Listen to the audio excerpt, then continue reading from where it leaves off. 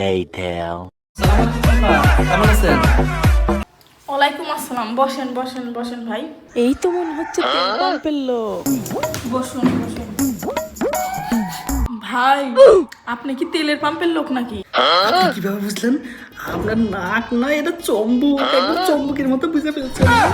কিভাবে বুঝলেন আপা যে আমি তেল পাম্পের মালিক? আপনার শরীর দিয়ে না ভাই তেলের গন্ধ আসছে, সেটা বুঝে বুঝতে পারছি আপনি বোধহয় তেলের পাম্পের মালিক। আপা আপনি ঠিকই ধরেছেন, আসলে আমি তেল পাম্পের মালিক। ওই যে রাস্তার মধ্যে তেল পাম্প দেখেন না, ওইটা আমার মানে আমার ছেলে।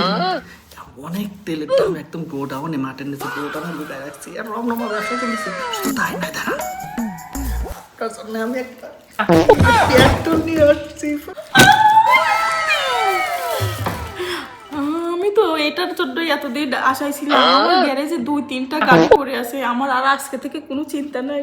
আপনার ছেলেকে আমার মেয়ের সঙ্গে বিয়ে দিবেন ভাই? বিয়ে দেবো মানে? আমার ছেলেকে আমার মেয়ের সাথে বিয়ে দেওয়ার জন্যই তো আসছি। শুনলাম আপনি নাকি তেল পাম্পের মালিকের ছেলের সাথে বিয়ে দেবেন, এর জন্য সাথে একটা